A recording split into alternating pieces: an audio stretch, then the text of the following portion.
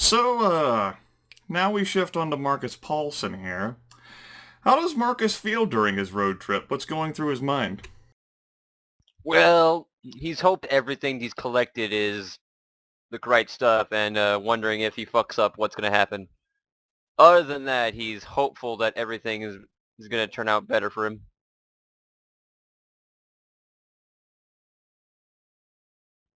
He's going to get the ghost is going to be gone. Everything is going to get better. He's hopeful. Alright, go ahead and copy your token if you have not done so already. Move your token, Aaron.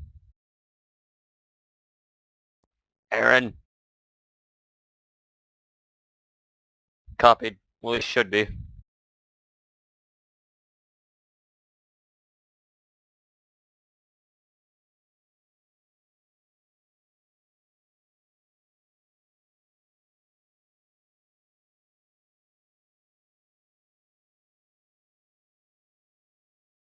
Okay.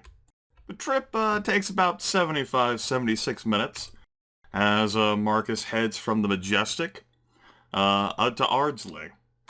And of course, it being a Saturday night, early Sunday morning, traffic is pretty rough. And again, the toll road, Marcus has made sure to bring along some quarters. But he's already been here before, combined with the simplistic matches directions. He ends up returning to Selimsham Court, with the bright lights of I-78 shining behind the tree line. And of course, the house, the middle of the three, with the one-story brick house with blue shutters. The garage door is closed, driveway is empty, as is the patio, except for the rocking chair. And naturally the "No Visitors Welcome" sign.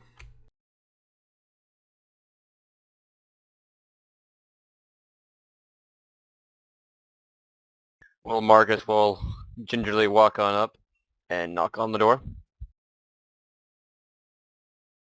The door opens, and all the way, and Marcus is greeted again by the gaunt and gnarled old man, his hard, pebbly eyes peering out from beneath his furrowed brow. But there is a smile on his face, and the heavy smell of saffron and incense.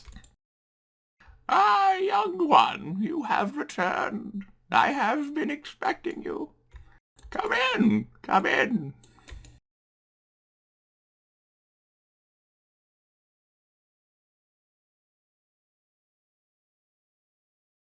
"Please, sit down. Make yourself comfortable."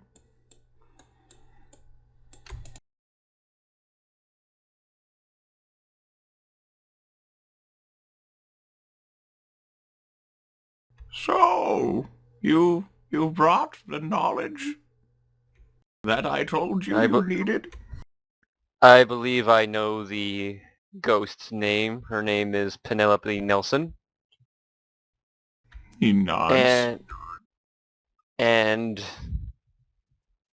I was not able to get her body or anything else, but I did find this from where I believe her skull was found. He pulls out a brick from the wall that Byron or whoever, caved in with a few bits of fibers on it, and I believe this might be something associated with her.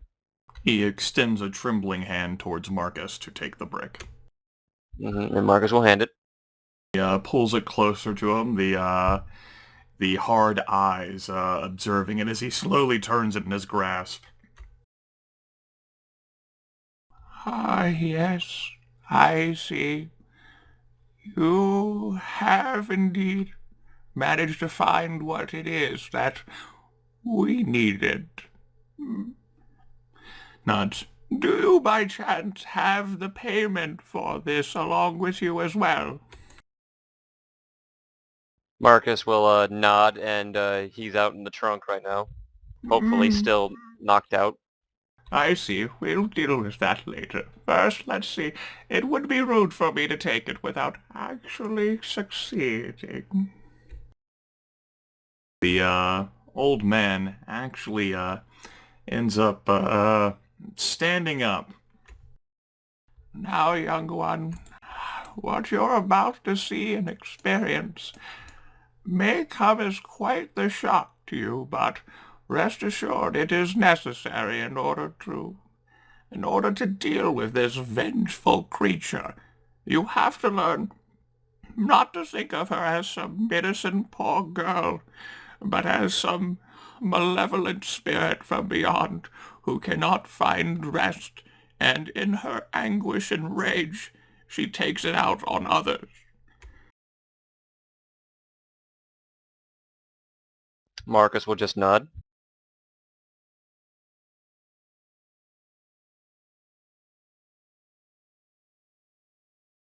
The old man ends up coming into the sort of center area of his room where there's a clearing space. So no ritual circles or runes drawn. Merely he faces the outside wall here, holding the brick in his left hand, and as Marcus peers over the counter, help! And extends his right hand to the wall.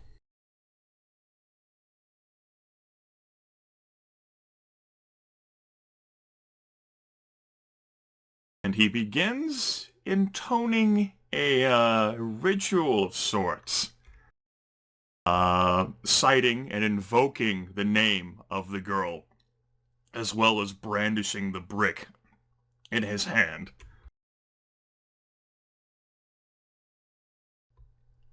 Go ahead and make a perception plus awareness check at difficulty 6 for me, Jordan. Nope, nothing.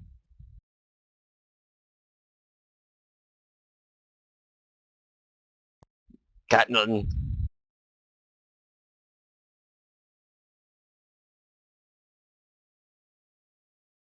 A loud, keening cry just immediately then shudders into existence as the form that Marcus recognizes as the little girl sort of rather shudders abruptly into view before the two of them.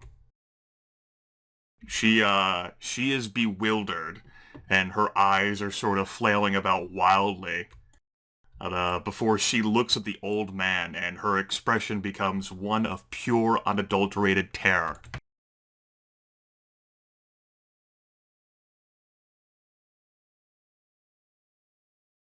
And, the old man then gets a little bit of speed on him as he begins walking forward quickly towards the girl, that right hand outstretched. Marcus can only see the hints of some shadowy power now flickering at the tips. As for the girl herself, she backs up as fast as her little legs can pedal her, and is pressed solidly against the wall, her form actually becoming more solid, and it seems as if she cannot escape. Back to the lands of shadow with you, foul creature! He grabs the little girl by the scruff of her coat, and she lets out a violent and horrific scream as she sort of discorporates. The body, as he picks it up, he's lifting it into some sort of mysterious doorway that appears above the girl, sort of pitching her in and shutting the door behind him. And the screams of haunted torment and doom and hellish, abhorrent nightmares only match the cacophony of her own screams of fear as the door closes behind her.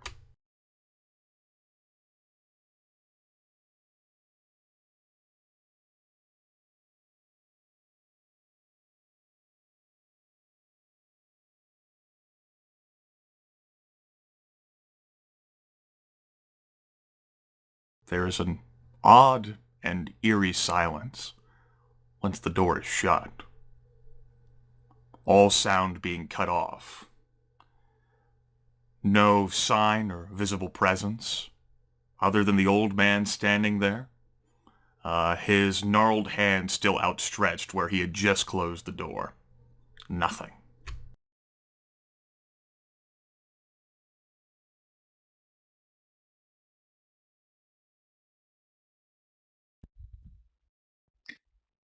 Marcus is speechless, to say the least.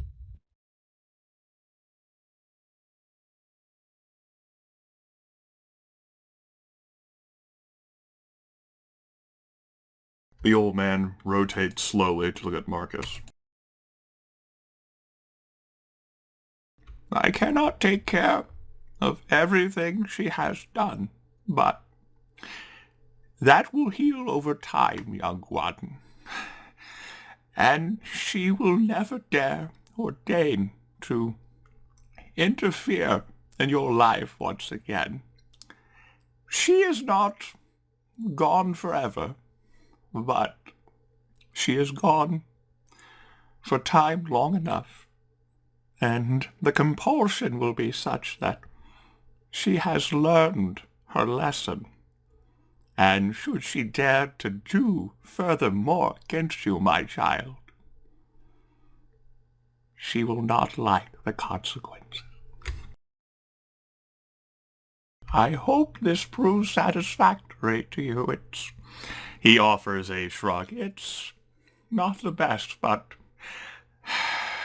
these spirits get so latched on sometimes that there's no reasoning with them. And however tragic or lamentable her death may be, she is not among the... He offers a small, ironic smile, living anymore. Marcus just raises his eyebrows up at that. I suppose there's the matter of your payment, no?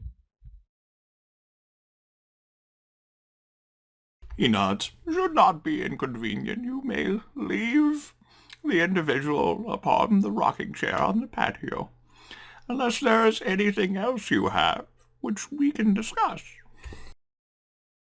Marcus can't think of anything else he needs to discuss with the old man, and we'll slowly get up and go and get the mugger's body and put him on the rocking chair. If he's awake, he's going to knock him back out. Guy, the individual you selected for giving to the old man does not awaken, and Marcus is able to leave. But And he's he's going to make another conscience roll at difficulty 8.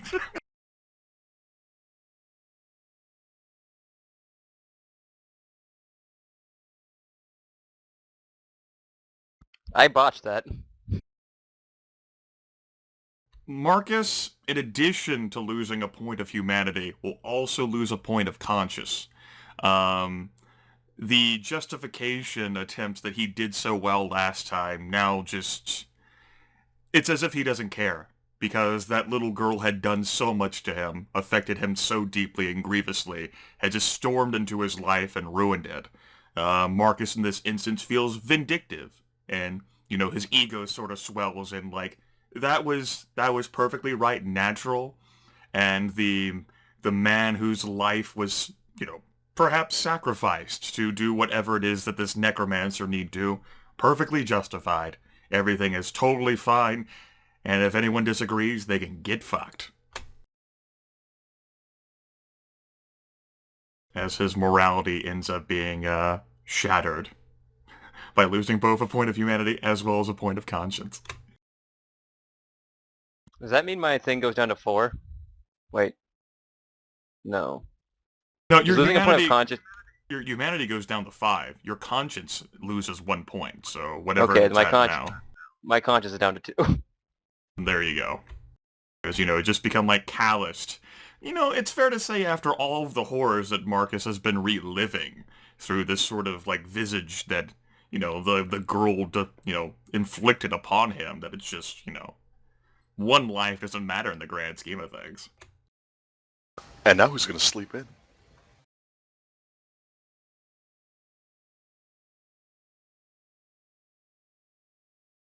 And now Marcus is going to drive back to Queens and return the car and have a good night's Morning sleep.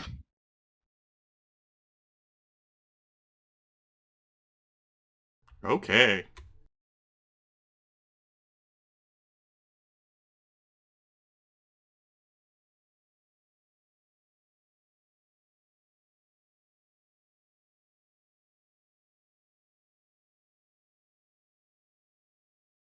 Well, I think we already know what everyone else was assigned to do for the night, since we already resolved that before we handled Marcus's situation.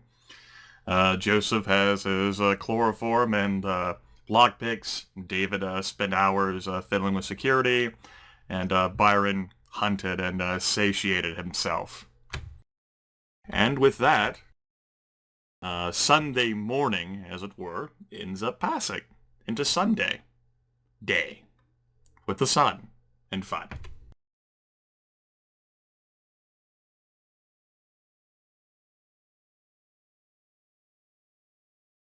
Let's see, what time is it? We've only been going for 3.5 hours. We can definitely have some more session fun.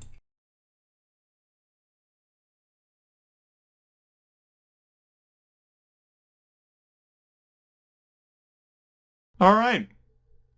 Sun ends up setting, as the sun is wont to do. And few minutes after 10 p.m., Byron, David, and Joseph awaken, expending a point of vitae in the process. Doesn't seem to be anything abnormal, although Joseph will note perhaps the little girl has become more compliant and agreeable since you're trying to find who her killer is, Joseph. There's been no disturbances, there's been no sudden coffee spills, no sort of stigmata appearing before the eyes of anyone who may be visiting, no financial records disappearing. She's become benevolent, or at least, perhaps she just felt like taking a break today. Well, that's great because he's actually got some questions for her. So he'll start calling out to her. She doesn't answer his calls at all.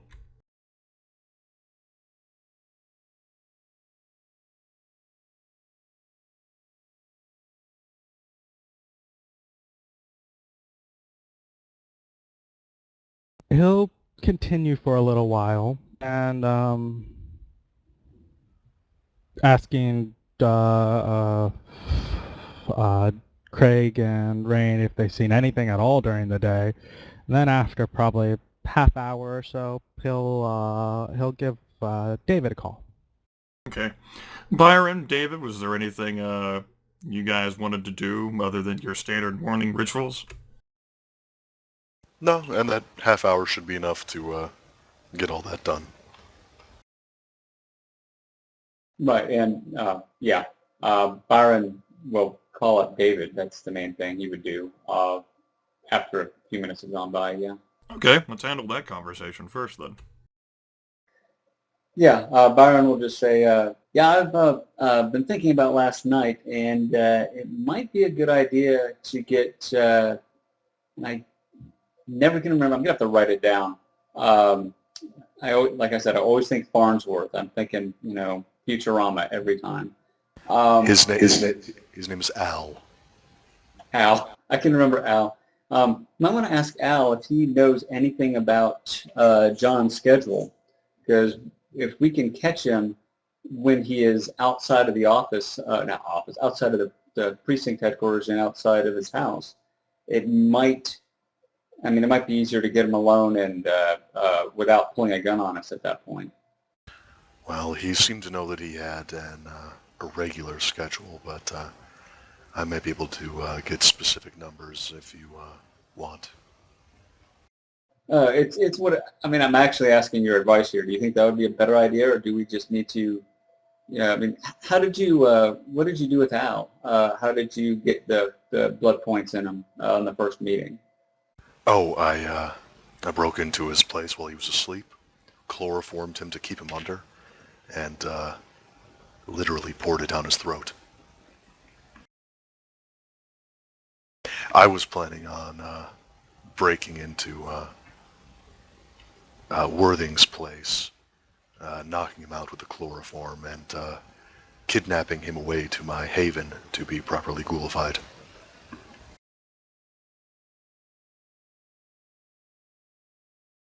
That might be the way we want to go with this. It's not my first choice, but my first choice failed. So maybe that might be something to do. All right, well, if you want me to take him to your place, I'll have to figure out a new path to carry him because the path I figured out before is the one to my current haven. Right. See if Al can tell you if there's any consecutive days he might have off, so he won't be missed at work. Like maybe he's. I mean, dispatchers don't usually just work weekdays, you know. So. Right. They will actually mention. Fair warning. He's a municipal dispatcher. They tend to be pretty overworked. Right. But that probably does mean he also has vacation days saved up if you can force him to call in sick.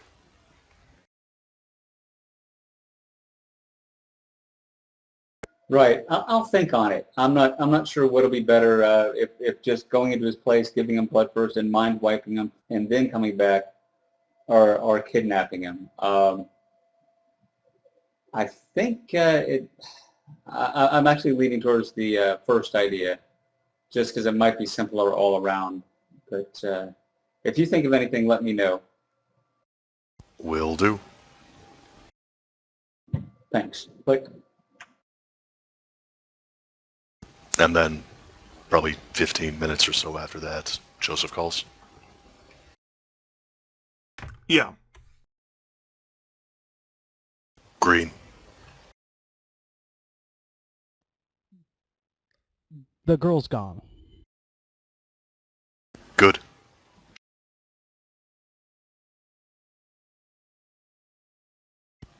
Right. I'm not sure. I don't know why she's gone. If she's gone because she resolved her problems and is now in a better place, great. If she's gone because she's haunting someone else, not a lot we can do about it. If she's gone to, I don't know where she is, so I can't tell why she's gone, so I can't tell whether it's good or not.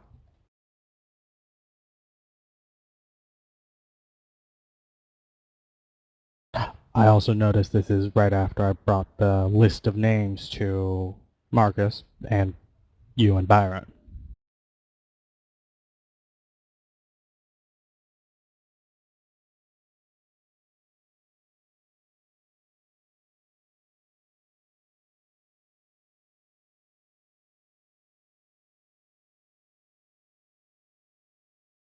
Makes me wonder what happened. Not knowing makes me annoyed.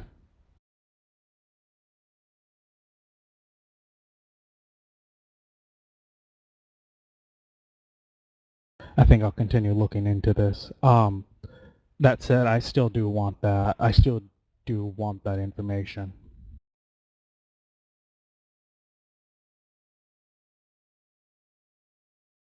You there, Aaron?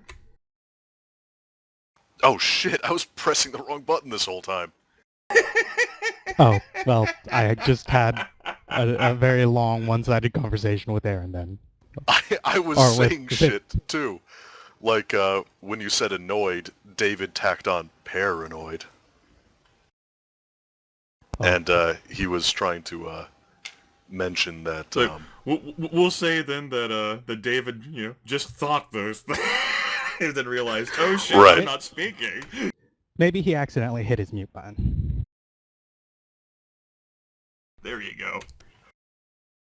Well, you've got to also consider the possibility that, she's a little kid, right? Yeah, but ghosts. She's Well- bound to things. Little kids have a habit of hiding to fuck with people, don't they? It's like a game to them. Yeah, last time she did that, she didn't hide herself. She hid my ghouls. It's not exactly her MO to just want to up and disappear. More like just make everything I need up and disappear. Unless she's just trying to get attention from you because you were out and busy last night. After all, you have been kind of sticking around your church lately, haven't you? Yeah, that said, calling for her wandering around, if she wants attention, I mean, I'm trying to talk to her. Well, hopefully she just peacefully passed on because you brought that list of names to be pursued by the police. Or maybe Marcus successfully got her exorcised somehow. I don't know. You should talk to him about it. He might have made progress last night. Yeah, I'll go ahead and give him a call. Bye. Click. And Joseph will do that. Give Marcus a call right away.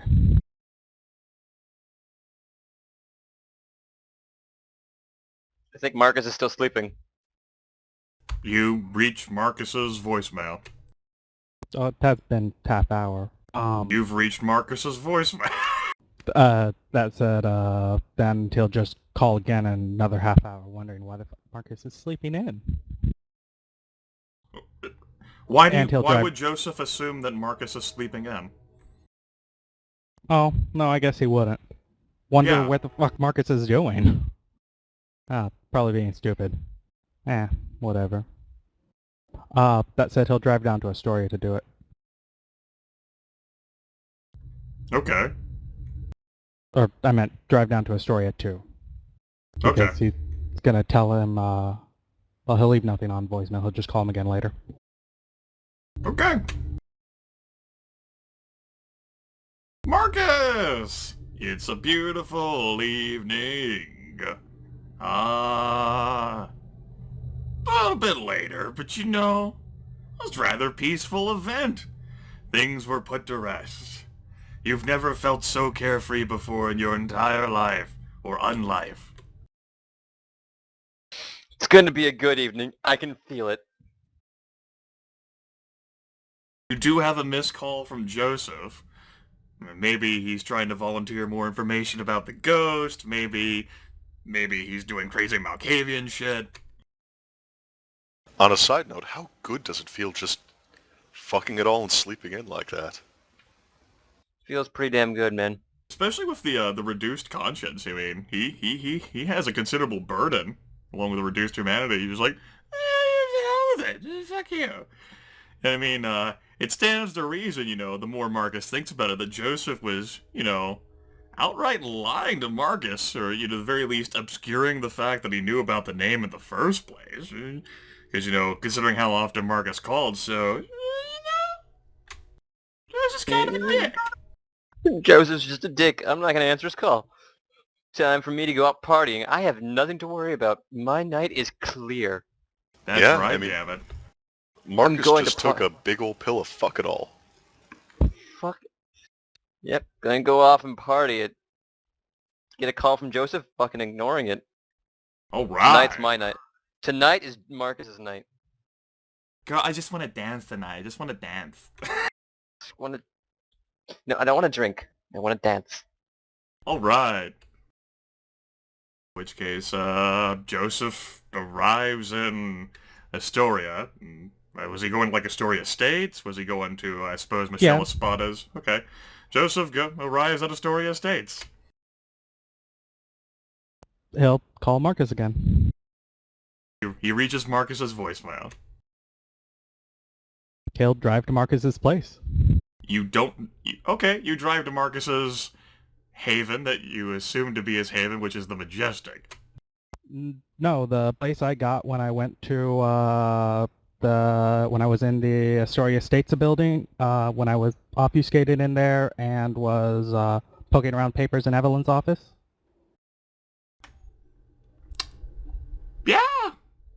Yeah, you do have that. You drive to some sort of rundown, lonely, sort of lowly, low-class area. If you can imagine, a bunch of tenants can just sort of pop in. This one particular establishment, you know, really in the grand scheme of things, doesn't look that much better than where Marcus used to live before he got evicted. He has bad taste. Maybe the ghost did something with him. Then I'd have to fuck up the ghost. Well, he'll call him one more time. I assume the answer here is nada. Yeah, so he'll Nope. go ahead and try to let himself in. With his brand new picking set. Alright, go ahead and give me a dexterity plus larceny at difficulty 6. Alright, Joseph manages to finagle his way through the modest security system and enter, Marcus's sweet new digs. What do Marcus's sweet new digs look like, Jordan? Pretty much look like the old New Digs. He's a creature of habit. So Ratty disgusting. couch. It looks the exact same as the old apartment. So Ratty. shitty and semi-barren. Yeah, ratty couch. Maybe a band poster on the wall. Maybe. Well, Marcus will, hopefully Marcus not doing this, Joseph will start searching around the place. He's looking for pretty much any indication that, at the very least, Marcus came back last night. Though, how he would tell it was last night, I don't know for sure. I honestly don't know how you would tell last night, considering how ruinous the damn apartment looks anyway. Perhaps in a more, neatly kept apartment, you would be able to discern this, but since Marcus pretty much wears similar clothes, he doesn't leave a warm print whenever he sleeps. It's not like he even brushes his teeth anyway, so it's not like he would have turned the sink on. Yeah, those were all things I thought. Nope, he doesn't need to do that. In that case, you can't even make a roll for that. Perception plus investigation leaves you with, I have no idea how the fuck anyone would tell anything.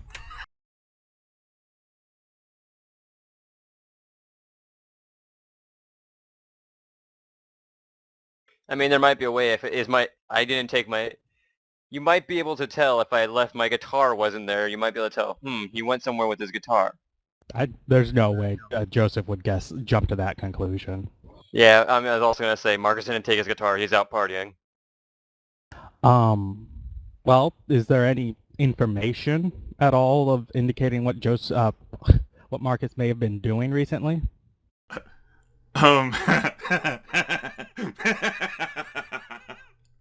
Well, what does Marcus keep around his apartment that might denote his activities, Jordan? Empty liquor bottles. Joseph will look at this, wonder, His guitar. what the fuck are you doing with empty liquor bottles? We can't drink. Are you taking people here and, injecting them? Injecting? Just fucking pull out a needle? More empty liquor bottles. Honestly, Marcus doesn't do that much shit in his apartment. Part of the reason why there's not that much crap in it.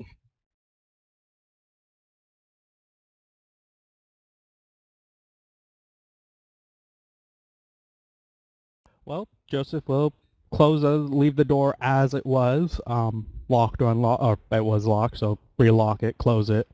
It's fair to say that the same things that would keep you from not being able to figure out whether he came back would be the same things that would keep him from recognizing that anyone was in there in the first place. The fact that it looks like a tornado went off in there. Yeah. And, if Marcus is of the impaired intelligence sort, like if he does come back intoxicated, even if you did leave any telltale traces of your presence, he might not be that bright.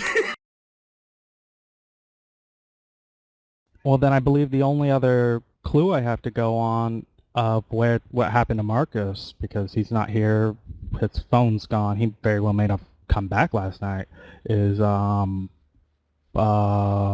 may have had something to do with the ghost, which means that the only person I know is he went to Match to get that information. Alright, that could be something Joseph comes to the conclusion of while he's leaving Marcus's apartment. But for other people, what's Byron up to this evening? Well, after he gets off the phone with David, he's going to call up Evelyn. Okay. Evelyn readily picks up for her regnet. Hey, Evelyn, I got a couple of things for you. First off, it seems as if David has found a warehouse on his own, so if you were still working on that, I don't know if you were or not, but you can officially stop now. Okay. I was just giving it a little bit of a look. I even with the details, I still, it would be as if, like, like you had asked, say, David to go looking for a house for you. How comfortable would you feel about that? Point taken. Point taken. Well, thanks for looking anyway. I mean, I realize it was not an easy request, but maybe I have an easier one for you. Do you know off the top of your head if we have any unused properties of any sort, really, around? And then he's going to read off the address or area of town where John Worthing is, like a couple blocks around that area. She frowns.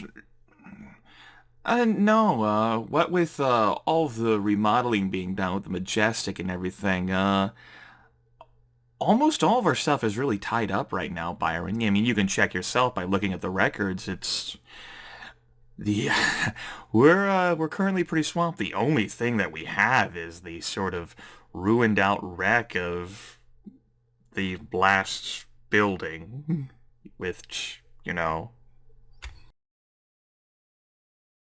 might not be what you're looking for. Right. Well, I figured I'd ask.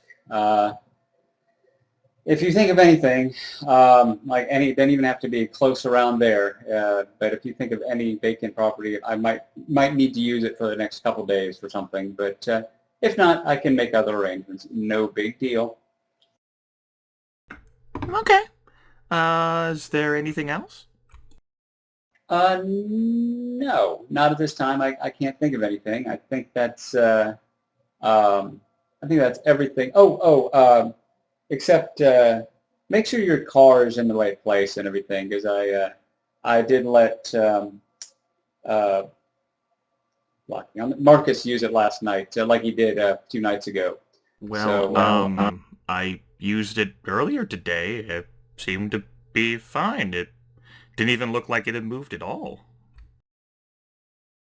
Huh. She shrugs. Good Not enough, that you then. can see it throughout the phone, but she shrugs. Maybe her hair brushes against the phone receiver. Oh, Byron knows. He's got a sixth sense about these things. No, Byron's pretty oblivious. He's like, well, good. I'm glad that all worked out. I hope he's not going to need it anymore in the future. I'm getting tired of loaning out your car, honestly.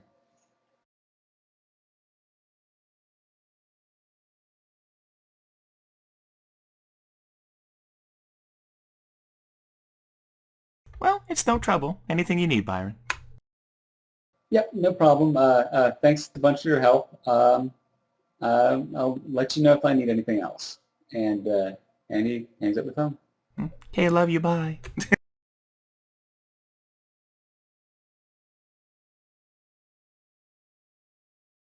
And then he will, I guess he will try calling David up again, and I'll just say that it's probably he's probably talking to Joseph at the moment, won't get him, and so Byron will just go do Byron Ventrue things for the next half hour or so, and then try calling him back again. Okay. So what's David doing? Well, David's going to try and disguise himself again because, hey, it's great practice. And he wants to get better at it. And then he's going to head out and see if the detective's in. Alright, let's go ahead and get another manipulation plus performance at difficulty 7 from you. And before botch. With the 2 No botch. successes, you managed to achieve the same amount of successes you had the first night. Not quite where David was hoping to reach, but it's close.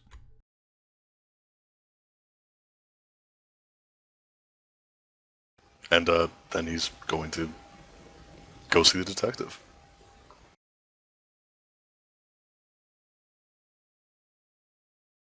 'Cause yeah.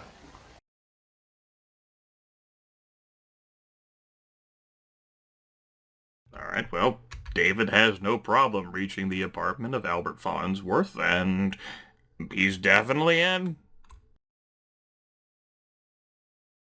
He greets the, he opens the door and greets David with, lots and lots of deference. Right, right. Well, David heads on in, finds a seat somewhere and says, well, I'm here to answer some questions if you've got any, and explain what I think is important to explain. Do you have anything to ask before we begin? What am I? You're what we call a ghoul.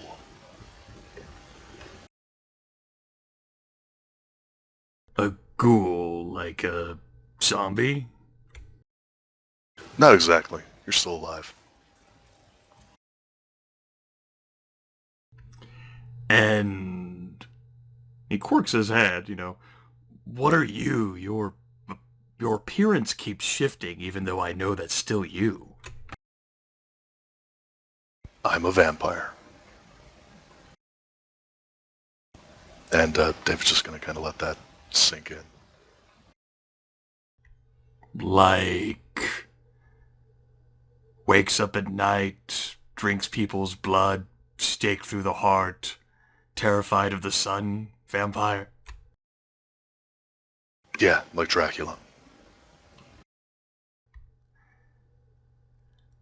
Forgive me for being rude, but you seem fairly ugly to be Dracula. Well, okay, I'm more of a Nosferatu, I guess. I've definitely seen the silent flicks, yeah. But, are all of your inner circle, as you called them, vampires? Yep. Different clans, all of them.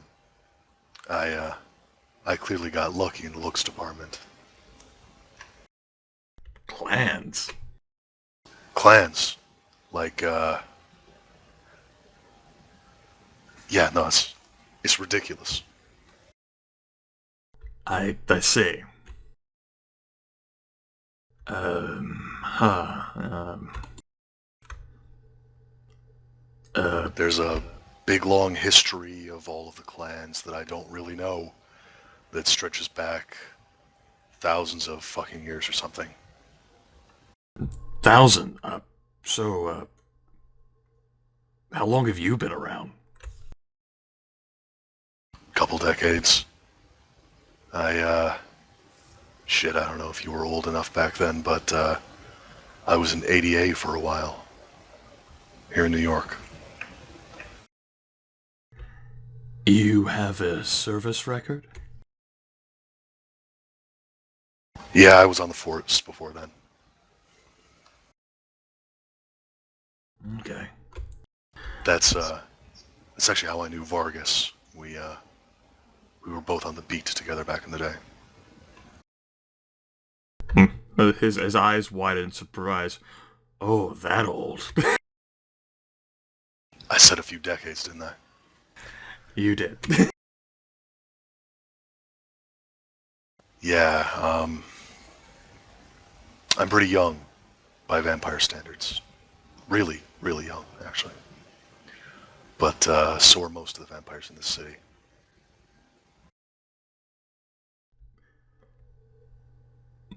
Well, the confused look is still there, so I'm a ghoul. What does that mean? Well, I think that you gathered that I fed you some of my blood, right? He nods a little reluctantly, and there's one of those, like, uncanny sort of, like, David manages to notice that the detective unconsciously licks his lips. Right, well, that gives you power. Like what I've got, but weaker. I'm sure you've noticed that you feel stronger, healthier since it happened. Nods again. Like, I thought it was some sort of wonder drug, but maybe just colored like blood. Well, it more or less is a wonder drug when you get down to it. But yeah, as long as it's in your system, and for a little while after that, you, shit, let me remember what all it does. You don't get older, you're stronger, you can heal faster. I think I can teach you magic tricks, basically.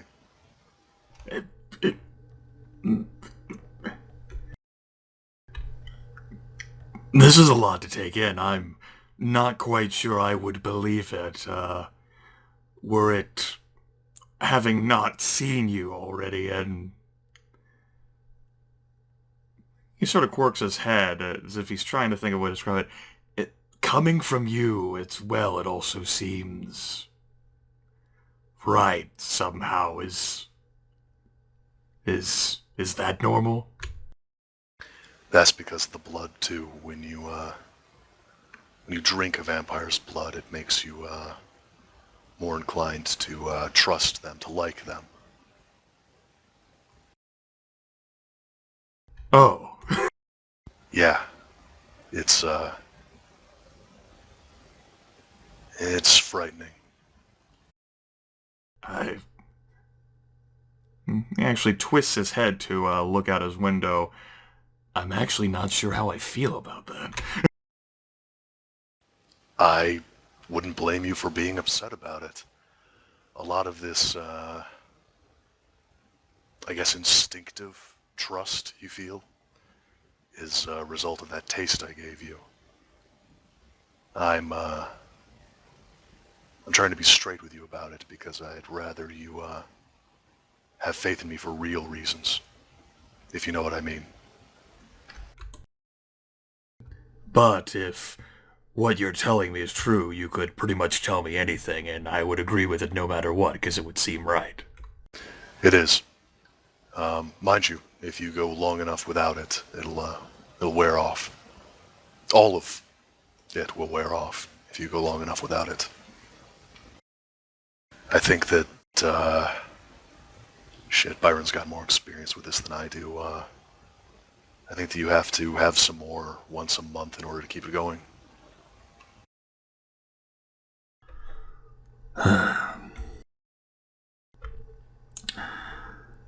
So, from everything I've pieced together, what you want from me is, and the others you had me recommend, is basically the rapport that you had with Vargas? More or less, but spread out amongst a few people. See, Vargas really helped keep this place secure. There's things that go bump in the night. And, it's important to keep our territory safe. And, I feel like the police force is the best way to do that.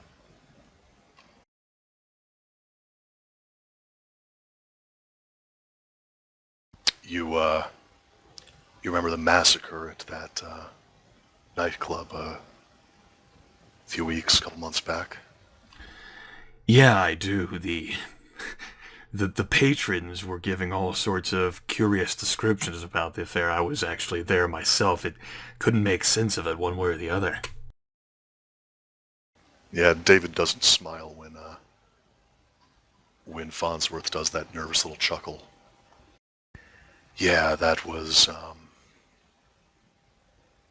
well, me and my associates tracked it down and, killed it.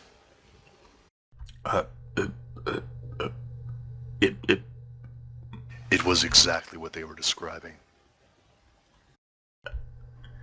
But they were describing...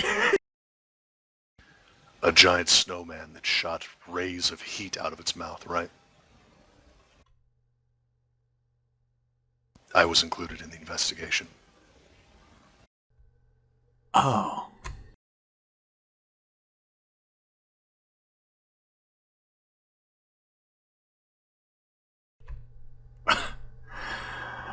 Well,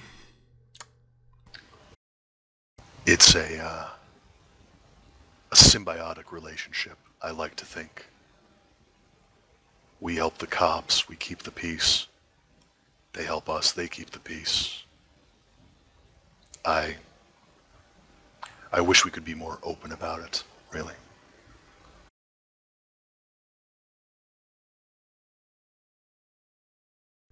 Well, as I'm sure you're aware, running a hand over his hair, I think you would know that every little bit helps. Yes, it does. Anyway,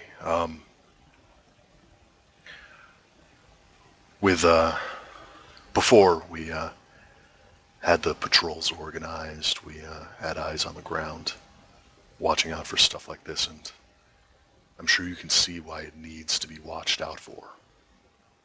That would certainly explain Vargas's rather careful and meticulous sense of direction and organization. It's really fallen by the wayside since he's been gone. He had a rather uncanny knack for putting people in places that seemed weird at first, yet... Maybe the old man wasn't that senile. Yeah, and Vargas, I didn't make him into a ghoul. If I did, he probably wouldn't have had that heart attack.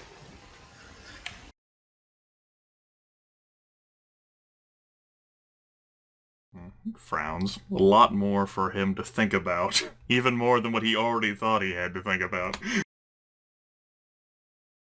Says, Like I said, I knew him before.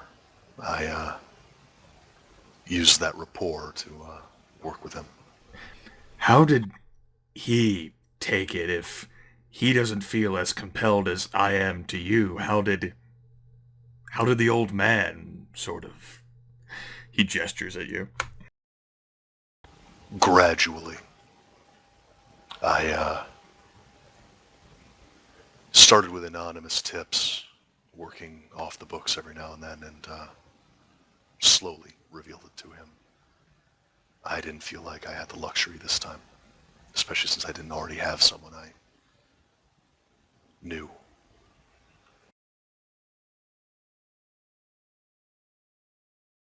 As well, as much of a sort of contact network as you could establish at Michaela wielded a lot of power, both from his experience and from his respect, and not to mention from the position itself as deputy inspector.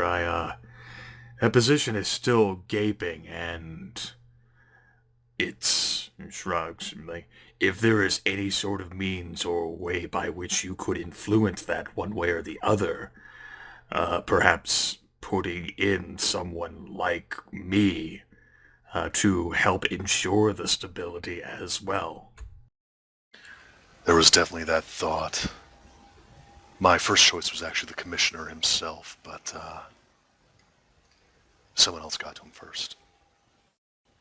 Well, not knowing anything about the situation, sir, would it be possible to get in touch with this someone else and orchestrate a diplomatic trade by which I or another one of your choosing ends up getting the position? Seeing as how it's still gaping, that is actually the biggest reason why we're disorganized right now, sir. We don't have any leadership. I understand that completely, and it might actually be possible. The issue is that the person who influenced people, who influenced the commissioner, they're a different faction from the one I belong to. Think of it like a political party, and they're based out of Staten Island.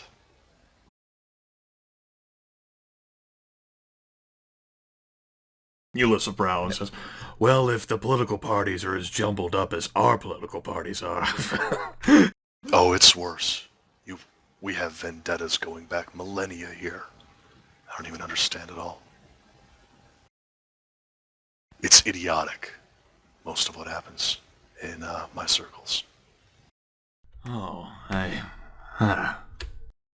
For example, well, your precinct is still a little bit in jumbles because you don't have a deputy inspector. New York is a little bit in jumbles because we don't have a prince, of all things. Oh, what? That's what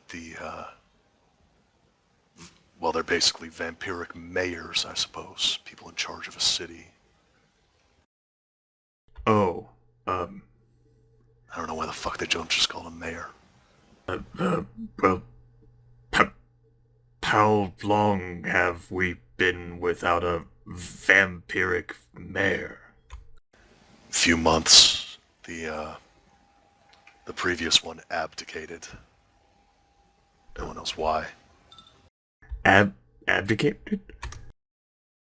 Yeah, he quit. And, it would make too much sense to hold an election. Oh.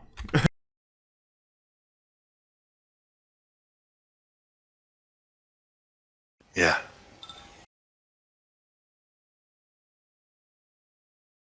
Shit, okay.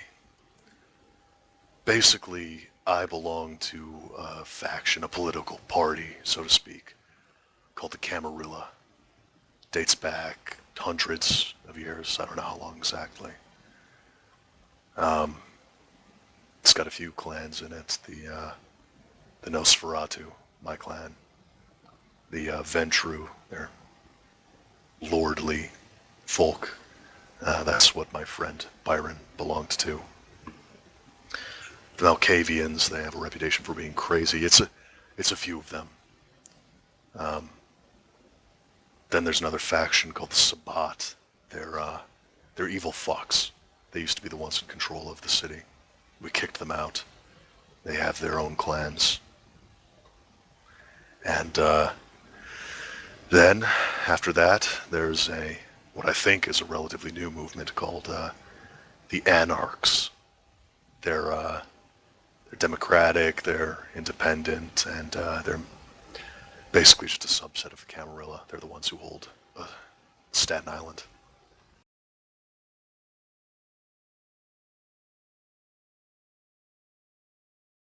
So, a few years ago, the Camarilla kicked the Sabbat out of the city. We'd been holding Lower Manhattan for years at that point. And after the city finally started getting stabilized, our prince abdicated. It's been a little bit chaotic since then. Albert Farnsworth looks like he's handling this new influx of information about as well as David handled this new influx of information. Yeah, no, David gets that. So, feel free to ask questions. I don't even know where to start, sir. Well, if you do, ask him. I'm happy to answer.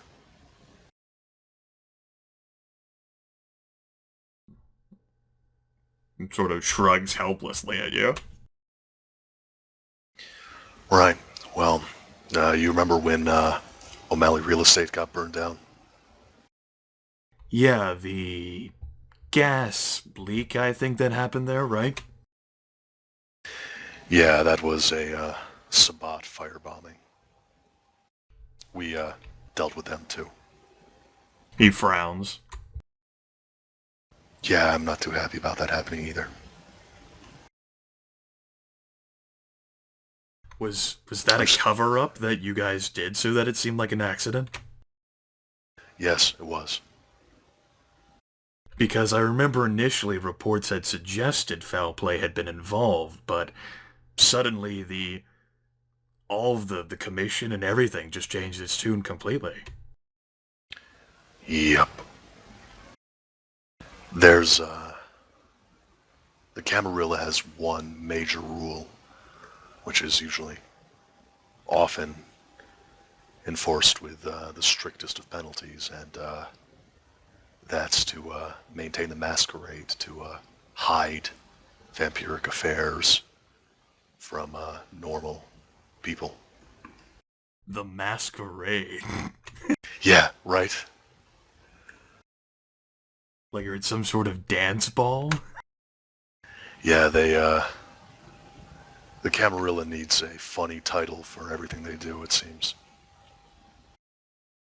They have their princes, their masquerade.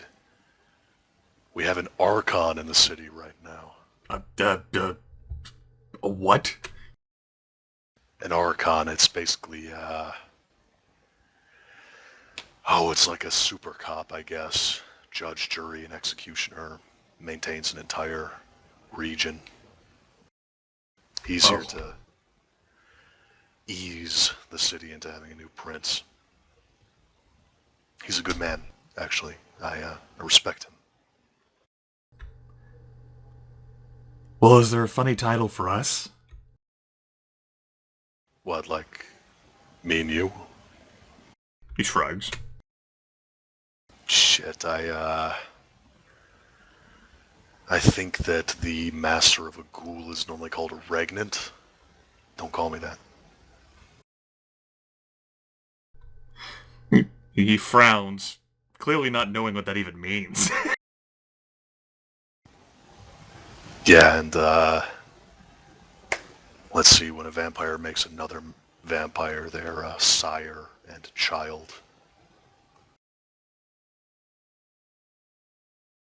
It's obnoxious, the whole thing. But, what do you expect when, the majority of the vampiric leadership finds this whole, English concept a rather recent novelty? Long pause, then he again shrugs helplessly.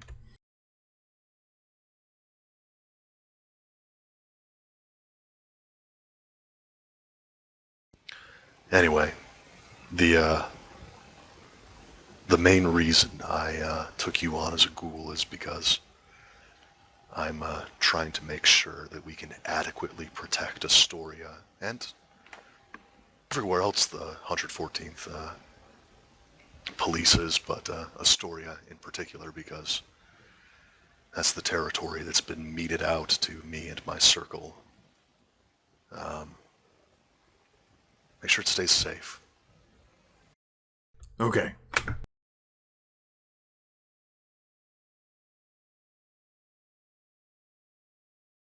And I'm available to help out with that just as much as I'm hoping you'll be available to help out with that. He nods. And I wanna...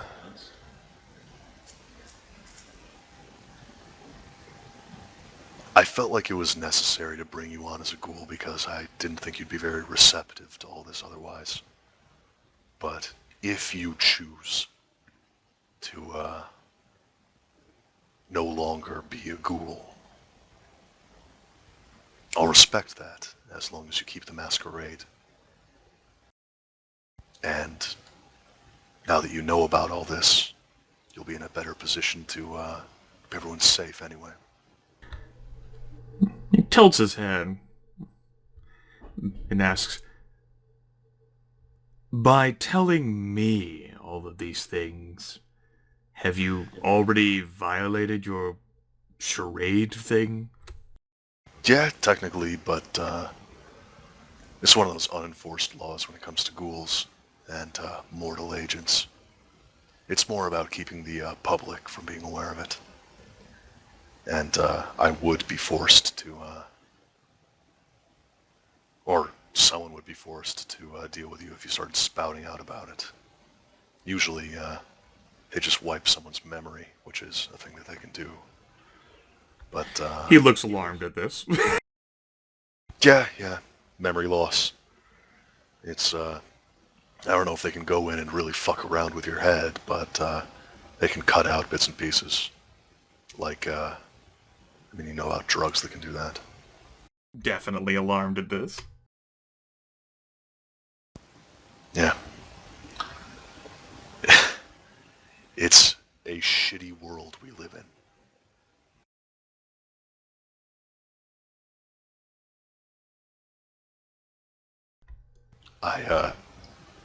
I'm sad to say that I didn't give you any more choice than my sire gave me when he made me into a vampire. and I apologize for that. There's no need to apologize, sir. You did what you could with what you have. I apologize regardless. It's not a kind thing to draft someone into this. We often do things we are not asked to do. Yeah, fair enough. So, now that you understand the basics of all this, There is a snort at understand. now that I've told you the basics of all this, have any questions about the clans, about the powers, about any of that? Honestly, I'm not sure whether I want to know. It's fair. As long as you're just aware that there are things that go bump in the night out there, spooky, terrifying things, that's already a big step up, you know? And I thought, being what I am, that I already knew that. Truth be told, most of these things are not that different from any other criminal or drugged out asshole. They just have powers on top of it.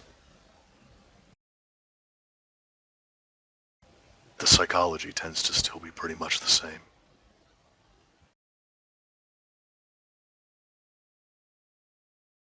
Criminals and lunatics, just more dangerous ones.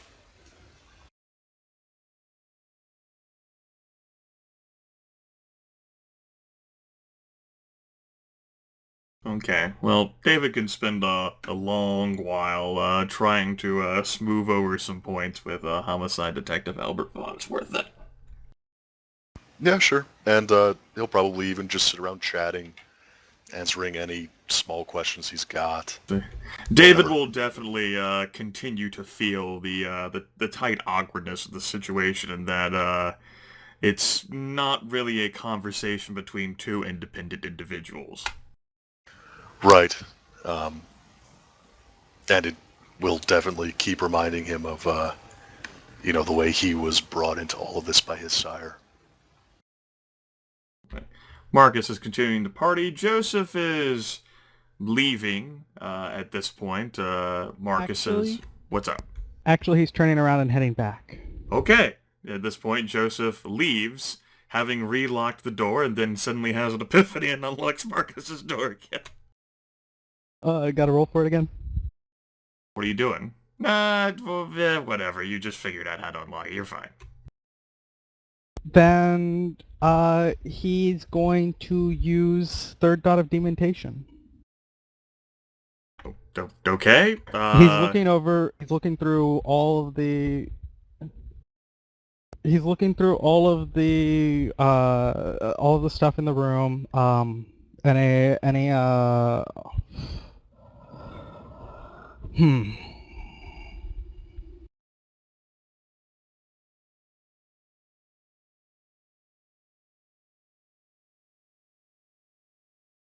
Sorry about that. He's looking through all the stuff in the room,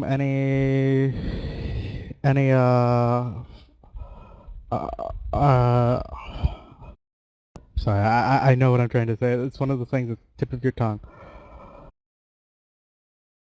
He's essentially looking through the patterns of the room to see what Marcus is doing and has been doing.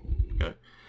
Let's do a let's have a lot more fun with this. Let's do a roll secret roll from you, Joseph, so that you can't even see the results of your own eyes of chaos. Okay, perception as occult is a... Yeah, six? Perception plus occult, and your target number is 8.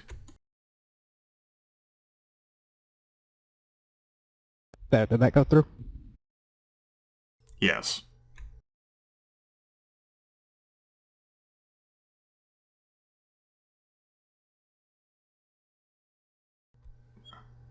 As Joseph finds himself staring at the empty liquor bottles and sort of handling them, A sharp needle pain hits the temples, his temples, sort of impacting straight into his brain. And suddenly there's a visage of absolute clarity of this youthish, pale boy, disheveled and sort of looking a little bit subtle there, in some sort of avenue, some establishment or another.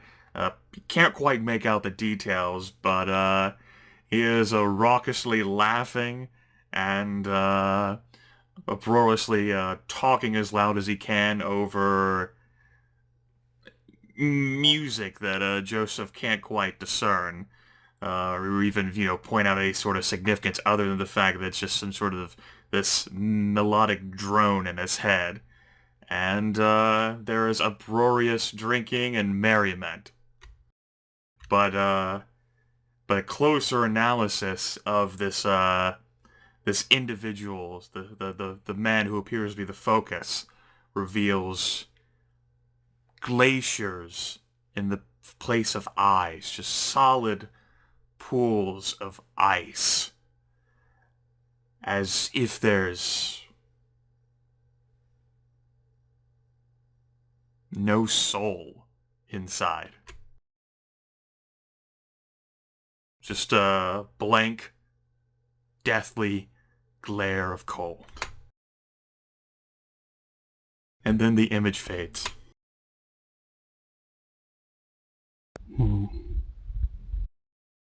Well, it doesn't give me a lot to go on. And the needle pain within Joseph's temples fades. Well then, he'll repeat his actions. Open the door, step out, lock, close the door. And then as he's headed down to his car, he'll go ahead and give Match a call. Third ring. You have a problem with my product. I have a zero return policy. No, actually, I'm so happy. I want something more. You got the cash. I got what you need. What is it? Marcus, to my understanding, recently came to you asking for information about someone to deal with a ghost. Pauses. That is most certainly correct, yes. He had a spook after him, and several days prior he sought me out as the search of a means by which he could deal with that, and I guided him. I currently don't know where Marcus is, and I think I need that same information. There's a pause and says, well, not my responsibility to keep track of Marcus, Joseph. Considering how you and he are bedfellows, I'd assume you'd have a better sense of where he might be. But you know him. As far as I'm aware, he could be out partying, being free. 'Cause he got what he need. Yeah, he very well could be. Or, alternatively, he seemed a little desperate at the time. He could be in an alleyway somewhere in a drunken stupor because maybe just because he got what he need doesn't mean he free. Well, with him, one leads to the other. That said, I still want the information that I guess contact you set him up with. You having spook problems too? Yeah, I'm having spook problems too. Would have thought that he would told you. Alright, same rules of law then. $2,000 gets you contact info as well as a date. You're gonna need to have to resolve the rest. I take it up front before I give you anything. You refuse, you get nothing. Yeah, I've got $2,000. Alright. You should remember the place out past Queens where we first met with Jermaine, right? Yeah, I'll head there. I will be waiting for you there in an hour. Should be enough time for you to get the cash. And Joseph will do that. He'll head, grab the cash, and go straight there. Okay. And I believe that's pretty much all his money for the month. Alright. Well, actually, keep focusing on what's going through Joseph's mind as he, compiles his resources together and heads out there. The way I see it, there's currently 3 ways that it could have gone down from Joseph's perspective. 1, either something went bad with this contact and he did something to Joseph. 2, Marcus disappeared for some reason, and who knows what happened with the ghost, but ghost is gone, Marcus doing something, he doesn't know what's going on there, so it's sort of nebulous, maybe something happened. 3, they did something with the ghost, and she was more powerful than they could deal with, and she fucked them up. That's the only ways I can see it seeming to make sense with the given information. Either Okay. which way, Marcus not answering his phone. He's got to get in contact with him somehow, and he very well could be dead in a gutter. Or, well, his ashes blowing around in the wind somewhere. In that case, we'll actually continue along this thread then. Joseph ends up pulling out outside of Douglastown, outside of Queens. It's a pretty desolate and poorly lit area, which would be one reason why the gun runner, or perhaps an everything runner match, would like to meet out at establishments such as this. And sure enough, there he is, wearing leather jacket as well as leather pants as well. The jacket unzipped to reveal a tanned and muscled body beneath, just propped against his love machine, and just sort of eyeing his fingers and passing the time, but giving a glance up to the car as Joseph makes his approach. Nope, Joseph will head straight towards him. Joseph, glad to see you've been doing well and that you have not blown yourself up just yet. Not yet. Haven't had the chance to. Perhaps that's a good thing, my friend. Some nights I'm not so sure. You got the cash then? Joseph will pull out the cash. Yep. Mark, rather a match will take it. He'll inspect it. He'll eye it favorably and put it in the love machine and says, "All right, as I said, this buys you the locale as well as a face-to-face. What you do with it afterwards is up to you. Take 278 until you get to 87 and ride 87 out of the city. Out past Yonkers, there's a little place, Ardsley. You're looking for exit 7. Take that and turn right on 9A. You can't miss it because the exit smacks into it. You won't be on it for long. The first right's a rock throw away, and that in itself is just a smidge. That diverges into Fuller Avenue on the left and Carriere on the right. Take Carriere. Follow it down until it becomes Almena and look for Salem Sham Court on the right. Turn on to that. You know you're in the right place when you see the toll road with the tree line. Now the brick house, the one with painted blue shutters, that's your mark. Get in, get out, and you're done." He pauses. "You gonna need me to write that down?" 27 to 80, 278 to 87, take 87 out of town, exit on 8, right on 90, first right, Carrier on the right, Almena, Chalsamain, I'm on the right stripe because of toll road on seen from tree line, and house with blue shutters, you said, right? Nods.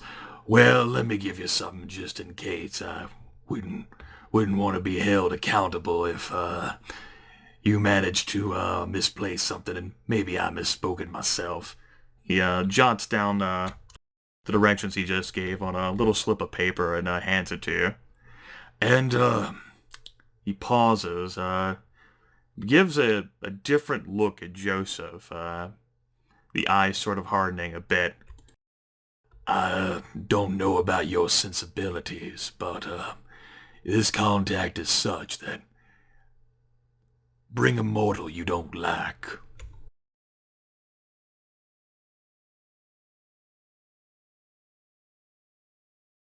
I don't think there's a way anyone in the world could miss Joseph's eyes going a bit darker at that. But I don't think he'll respond. Match offers nothing further either. With that, I think Joseph will leave. Match will wave and hope that he does find what he needs.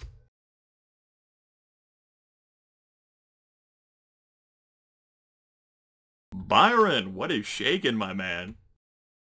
Well, I waited a little bit, and I'm going to say I call up David while he's winding down with his discussion with Albert. I mean, when he's in the after he finished his talk, you know, and he's just answering questions. Okay. All right, well, David will tell Albert that he needs to take this and then step aside to do so. Green. Hey, yeah, I checked in with Evelyn. I was hoping we might have an open property we could take John to. That was a no-go. Quick question. How do you know how long chloroform would knock someone out for? I probably would in character, but out of character all I know is a couple hours. I looked it up. It said after you take the rag out, it's 15 to 30 minutes. Actually, I was surprised. I thought it was longer. But Byron wouldn't know it either. That's why I was asking. Well, David would. Yeah, most definitely. But I was like, well, in that case, I'm going to run this plan by you and see if it. I think it'll work. If we can get into his apartment without, I mean, hopefully he doesn't have friends, people looking out and all that. If we can break into this guy's apartment and chloroform him and bind and gag him, for instance, I can wait till he wakes up and I can take care of it from there, and then wipe his memory and get out. I think that might be the best answer, but that presumes we can get in there without causing too much trouble. That could be something I could help with. Yeah, I would definitely need your help because I don't know how to break into houses. I don't know. I mean, I don't have any chloroform. I don't even know where to get any. And it seems like you've done it once before, so it might work out. You definitely are more experienced in these matters. Yeah, it just might. Fuck. I guess meet me there in an hour, and I'll see if we can do this, but it'll require the right circumstances. Agreed. I'll let you take point on this. I'm very much out of my depth on this. But yeah, no rush. I just figure. Oh yeah, you have some zip ties and stuff to strap him to a chair or something like that. I've got all kinds of stuff like that. Fantastic. Well, you know better than I do what to take in this instance. I'll meet you there in an hour. Let me know if you're going to be later. All right. Click.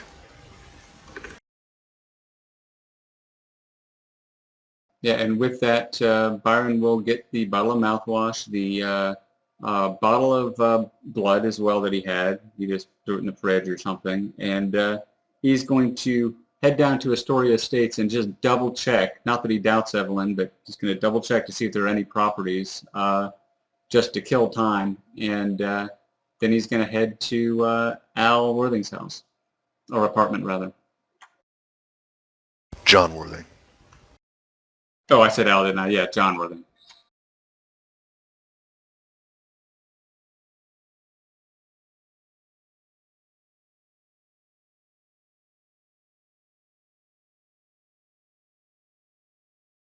Okay. I mean, certainly the forces and powers can combine together, and Byron arrives. And before leaving, David will suggest that Farnsworth think about any questions he might have for the next time David stops in. Okay. He will nod at this. And David even says that he can feel free to write them down. He's willing to explain as thoroughly as possible. Okay. And then David will make sure he's there 5 minutes before, an hour later. Okay. Happens easily enough. We'll keep looking at you guys then. As it's going to, we know Marcus is still partying, and it's going to take Joseph longer than that to arrive at Ardsley. I assume that is where he's heading, Sean. No, he's actually going to make a call first. Okay. I apologize then. Who's he calling? Byron.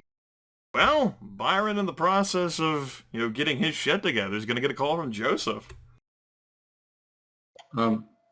Hey, Joseph. I'm about to head out. What's up? Hey, Marcus said he borrowed your car, right? He did. To go up past Yonkers. I don't need to borrow it, but can I take a look at it?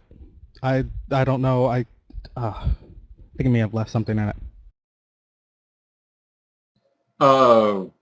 Sure. Yeah. I know. Strange request. Write it up to the Malkavian stuff. I just spoke to Evelyn a few minutes ago, and she said it's parked in the garage under her complex. So you can just you know what it looks like, right? Yeah.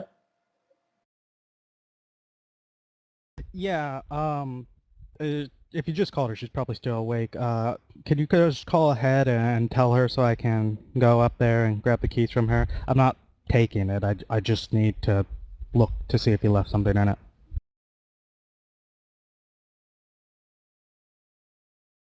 I mean, they're just silent. You can kind of sense that Byron is just like staring at a wall, saying, "What the fuck is up with this car?" Everyone. Yeah, all right. I'll give her a call. She'll have the keys waiting for you. I don't see a problem with that. So her apartment number is yada yada yakety smackety. I'm sure you know it, and it's one of those rare numbers that is no number. Now, yeah. Good luck with whatever you're doing. Thanks. Bye. Just will hang up and start driving down that direction. Byron, on his way out the door, he'll call up Evelyn, and you will. There's no need for a huge conversation. Just basically, Joseph wants the keys to your car now, but he doesn't. He doesn't even want to drive it anywhere. Apparently, even people that already have cars like your car better. You can definitely feel her shaking her head through the phone, and she's definitely laughing. Like, okay, it's fine.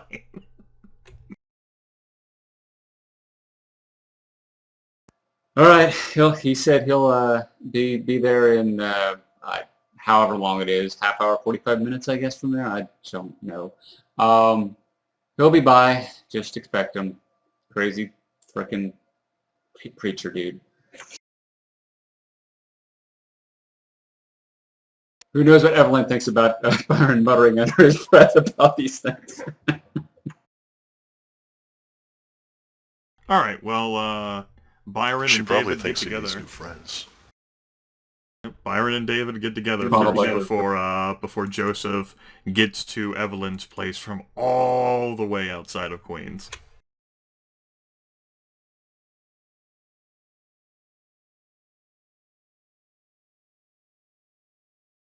So go for it, guys. All right, well, first things first. David's going to look to see if the light is on up there. There it is.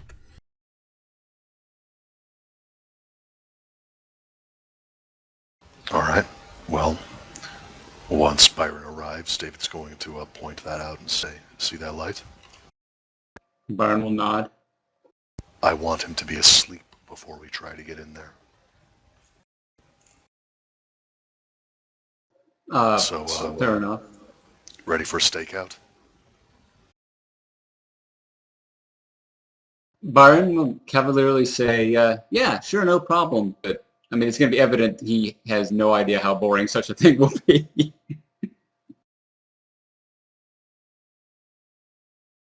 All right, well, let's try and find a nice dark place to watch from and keep quiet and still. Okay. Byron, you can go ahead and give me a dexterity plus stealth at difficulty 5. If you don't have stealth, then it's just your dexterity dice minus 1. For David, completely unnecessary. Okay. Yeah, so 6 is what it actually is. Yeah. Alright. That's definitely a success, and David does a pretty good job, and you guys just kick back and wait. We can focus on Joseph now, unless Sean wishes to hide him. Okay. Oh, no, actually I wasn't intending to hide that. I was just trying to say that before it got back to me. Oh, okay. Byron does turn his phone off, by the way. Turns the ringer off. These guys are going to be waiting for a while, so it's pretty much a ball in your court since Marcus is going to be parting. It's Joseph's story now. Yeah, would like to grab that and head to Evelyn's place. Okay. What is he actually doing or grabbing? Okay. You're going to tell me. Got it. Yeah. All right. Joseph heads to Evelyn O'Malley's place. You know, she meets Evelyn. It's simple. She's friendly and affable. And Joseph does a pretty good job of being a friendly, affable guy anyway. It's not like she understands the Malkavian craziness. And Joseph just has this aura about him that, you know, puts people at ease. Yeah, he may have left something in the car and just need to see if it's there. She'll even walk out there with you just to make sure that you find it and know where it is. Before she, she's asks whether you want her to wait out there with you, or you're going to be looking at it for a while, or... Yeah, I'll probably be looking through it. It might be small, might be hidden. I don't know where it'd be, if it dropped or what. She certainly probably finds be boring this, to just watch me looking around. It'd probably just be boring to be watching me searching around the car for I don't know how long. I mean, it's certainly easy to see. She finds this a strange and curious request, but it's kind of like, whatever, Joseph's a good guy. He doesn't do anything. And she'll leave Joseph to it. And he'll search the car front to back. He'll start with the driver's seat, move on to the passenger seat, back seat before finally getting to the trunk. All right. For funsies here, so to be all sort of secretive, but I want you to feel like you're the one in control here, Sean. Go ahead and roll secretly to me a perception plus investigation, difficulty 7.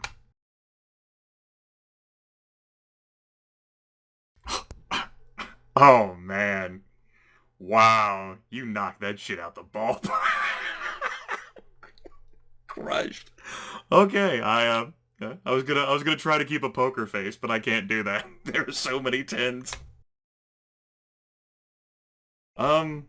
Joseph, and searching for the car, ends up finding, among, like, Evelyn's belongings, a pair of sunglasses, some random knickknacks and assortments she keeps in the vehicle.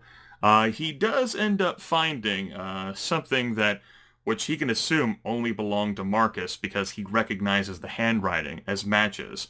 It is another slip of paper, similar to what Match wrote, sort of like crumpled up and discarded. Must have fallen under the seat and Marcus just plain forgot about it. And it is a set of directions which Marcus would have used to get to the same location that Match told Joseph to go for the ghost guy.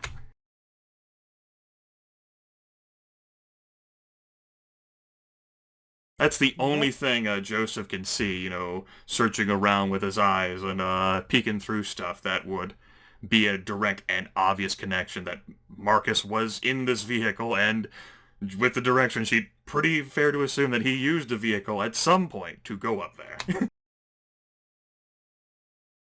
But, it could have been left over from, the first time that Marcus borrowed the car and went up there several days ago. Well, that would make sense, except he said he wanted to borrow it the night that night that I gave him the names. Yep. Nothing in the back seat? Nothing in the trunk? Nothing tied to Marcus, no. I mean, in regards to the trunk, it does look fairly empty. There's like a spare tire back there, along with the implements required to change tires.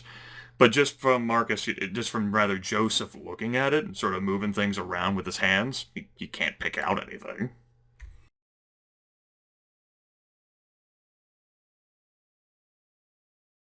I mean, there's a strand of hair, but, that could be from anyone. Well, strand of hair is something major. I mean, right now I'm treating this as a crime scene. I think Joseph would be. He doesn't know whether Marcus went missing or Marcus did something, but he knows something went bad for him to not be. Joseph succeeded so easily well that he did manage to find a strand of hair, and sort of eyeballing it in the light of the garage, it doesn't look like it's Marcus's color. It doesn't look like it's Evelyn's color. That certainly is strange. Does it look like Byron's color? No, it's it looks like it's a brown color, yeah. I suppose I should have just said, what the color was from the start, brown. What color hair does Byron have, Krypsyn? He's Aryan. He's blonde hair, blue-eyed. And So it's there in you that go. case, it's not Byron's either. It's too dark to be Byron's. I thought the Aryans were a tribe in India. But, maybe she had a good Samaritan who changed a tire for her. There could be... I mean, if she actually drives the vehicle around, there's so many ways that a strand of hair could actually end up in the vehicle, right? I guess so. But can go ask her. Good. All right, you head back up to Evelyn. Evelyn, how do you broach this topic with Evelyn? That's what I'm thinking. Give me just a second, because he does have at least a moment to walk up the stairs. Or Yep. before he even decides to.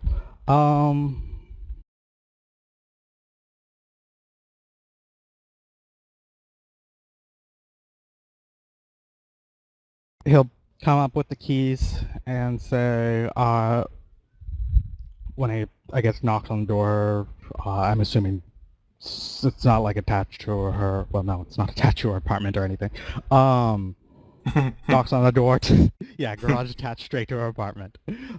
I sound so sensible right now. He'll knock on the door, and when she lets him in, he'll step in and then hand the keys to her and say, you let anyone else borrow your car recently? No, I'm usually pretty fastidious. I like having my... She sort of motions with her hands. I like having my things placed just so. I don't like everyone messing with them. But for you guys, I make an exception on that front. Did you find what you were looking for? No, I did. I know we were fastidious. I'm same way. It's got to be everything. Just got to be nice, neat, clean. And I just noticed some hair in the back of the car, and it's just doesn't match Marcus, Byron, you. What? He'll hold up the hair. She turns on a light, lowers her glasses. She can stare at it with a naked eye. Now she looks worried. It's just a minor thing. It may have blown in on the wind just when had car or trunk open getting groceries or something. I don't know. It's just struck me as strange. All right.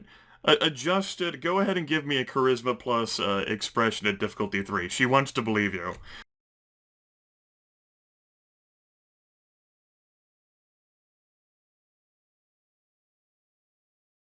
Okay, yeah, she calms down like, oh, okay. Still seems like if it could have just ended up in there like that, though. It's a curious question to ask, Joseph. Something struck me as odd. History as a police officer makes me a little bit, I don't know.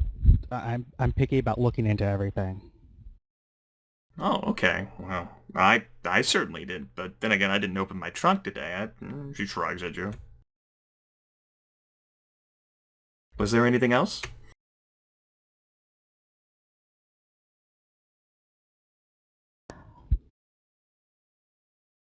No, nothing I can think of. Thank you though. Hope that I find what I'm looking for. It's kind of important. Okay, well, in that case, have a good night, Joseph. You too. And Joseph will go down to his car and drive. Joseph was observant enough to notice, like, it almost sounds as if she's making a beeline for her phone after Joseph leaves. Joseph only needs one guess to try to guess who she's calling.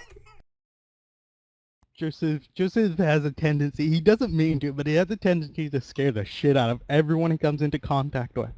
Yep. But Byron's phone ringer is off. Yeah, did you notice my comment in the chat? I'm like, Because, I mean, you don't want to be found where you're hiding. Yeah, no. When you said you have to be really quiet, Byron dutifully took out his phone like in a movie theater and turned off the stupid ringer. Who knows if he's been to a movie since being a vampire? Whatever. Yeah, he'll see that it's Evelyn on the phone, and he'll look at it and put it back. And unless she calls again, like right again, he's not going to take it as urgent and ignore it. No, it lights up long enough to note the fact that a voicemail had been left, but she doesn't ring again.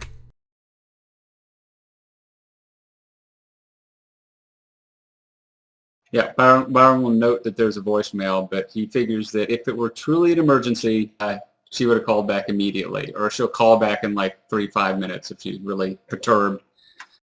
Well, we'll go ahead and say it's 2:13 a.m. right now. In fact, and yeah, it's good. 2:13 a.m. Is that fair enough? Yeah, it's fair enough.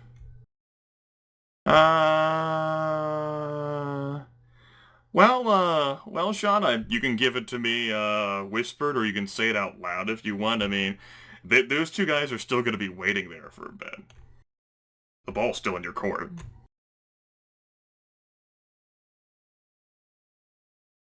Mystery time with mysteries. I mean, if you're still going to be doing things, that gives me time to go make myself some coffee. Go for it. Cheers.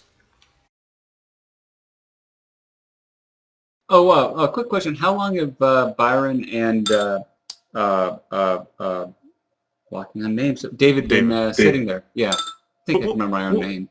We'll go ahead and have you make a self-control roll of difficulty 4 after a half hour. So you think right, you just stop waiting after a half hour? Yeah, I think that, well, sooner or later he's going to get bored. And he's probably going to check the message at that point, and I'll have to make rolls for being stealthy and all that BS again. But, yeah, let's see. Self-control. That was 3 on him, I think. Nope, 4. Okay, glad I checked.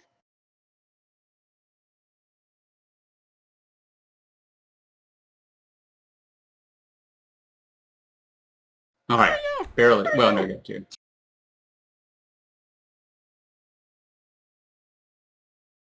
So yes, Byron can contain himself for the next 30 minutes.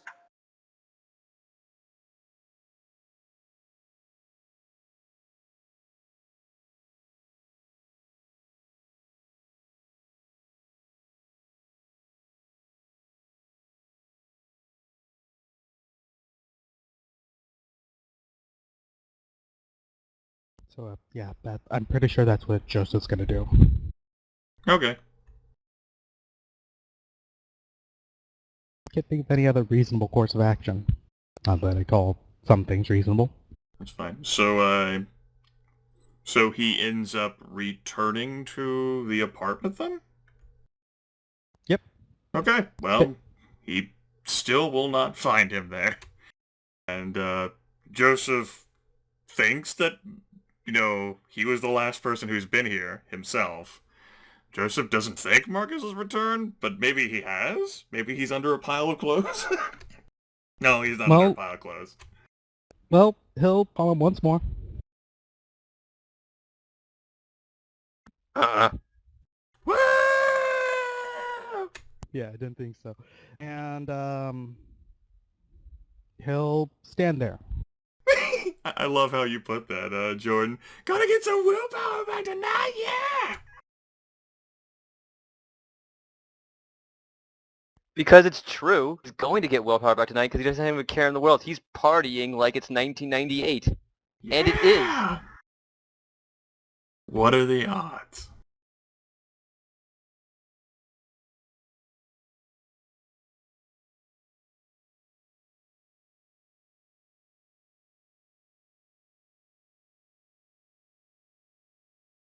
I suppose Marcus doesn't actually have a plan of how long he's gonna stay out, that does just, yeah! He's going to stop partying when the partying stops.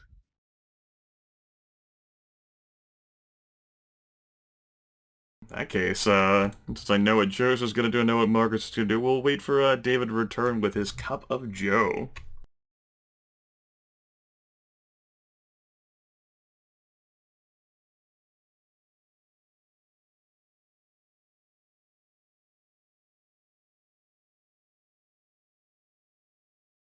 I think Aaron thought this would take longer.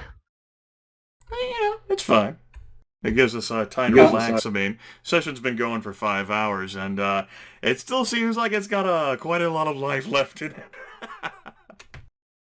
Yeah. For his part, Byron will actually enhance his vision and hearing while he is sitting there, and he will try to pass the time by, people walking by and stuff. He'll try to listen in on what they're saying, if they're saying anything, or just because he's bored as just crap kind of thing. So any loud noises Byron will pick up little bits and pieces of random, lives, or, whether it ends up being any sort of like summer courses, or, man, I wish I was in Myrtle Beach right now.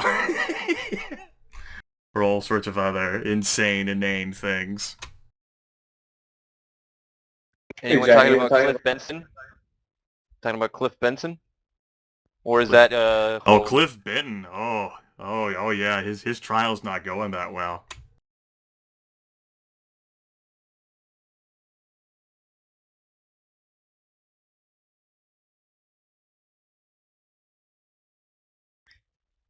So Byron basically hears what's going on in NYC. Interesting. Yeah, well, I basically mentioned that he does that just in case, if there are loud noises or bright lights, or if something happens in the apartment, he will notice it or go deaf or blind, which will just be funny. So there's also there's also a hidden power of Auspex. It's a lot harder to surprise someone who has Auspex. That too, yeah. Because it's like, something's going off, something's going to happen, just like this light just blaring in the back of your mind, like something's going to happen now.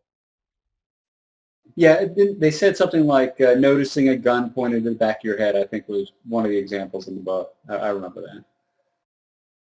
Yep, telepathic hacks. Woo! When you say telepathic hacks, yeah, that wasn't you, that was Joseph. Never mind.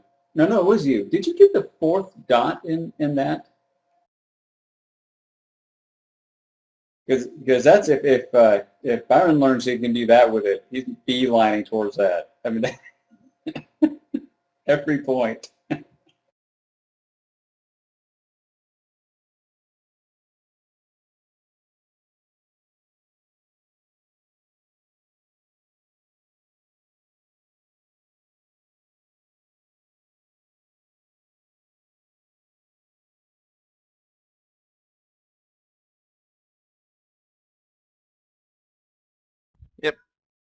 Auspex is kind of cool. I mean, with your heightened sense powers, man, so long as, you know, the bright beams don't cut on. Well, I'm just waiting for that. You don't want to be driving and have enhanced eyesight on because suddenly, ah! And then you're in a ditch. You crest a hill. Oh god! Yeah. Car swerves to the right in the ditch, wheels spinning in the air. That could have totally happened to Marcus, but he's... Good thing he didn't do that.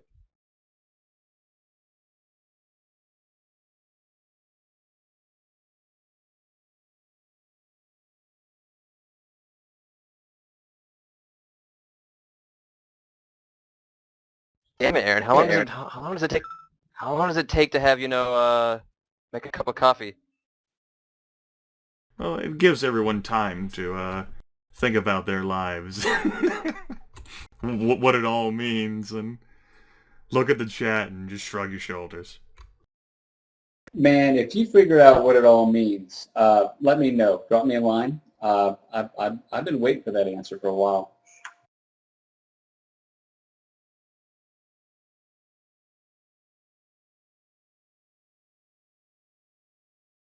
But no, what I was thinking is like, oh, only 42 experience points for Byron to get telepathy. I don't think it's happening. I mean, if you get it, it's pretty darn good to have. Well, I mean, eventually, you know, it's just out of the scope of this story, I'm sure. I mean, that's way too many experience points, so.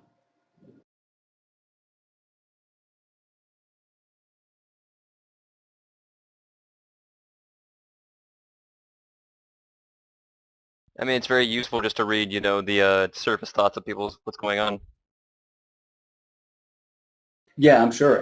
The one I've been looking at is Presence 3, and that's... Back. Welcome back. Okay, never mind. Anyway, that's one where you make someone like your agent or something. I don't have the page open right now. But, yeah. I just haven't used Dreadful Gaze yet, so I don't want to put a point in until I've used all of my... I think you tried it on the sheriff. See, I don't even count that. I mean, that was just retarded. No, actually, so, I've I mean, used awe on the sheriff. Oh, that's right. Dreadful Gaze was is used actually. That's right. Yeah, I don't think he's used it yet. So I don't want to go for the third unless I've used the other one at least once, you know. I certainly wouldn't let you. Anyway, some time passes, about 43, 44 minutes. Byron and David are standing out there when the light in the apartment you guys are looking at goes out.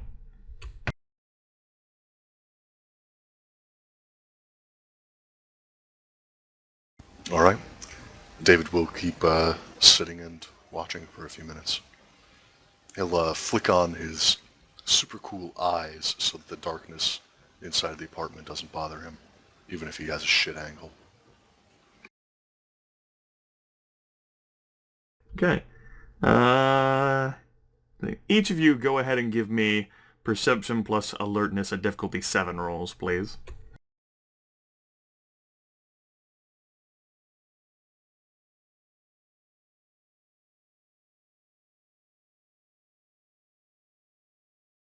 One success, even with all specs. Does Trained Observer apply? Sure. Then I also got one success. Alright, with that in mind, both of you will sort of notice, David being better because the lack of light doesn't bother him at all, that the light goes out, there's no movement up there or rustling it seems in the window, but about 2 minutes later, your target ends up walking out of the front of the building. Looks like he's a bit hurried. He just looks a little disheveled. But he is racing with a quick, brisk walk towards a vehicle parked by the curb, a red Chevrolet truck.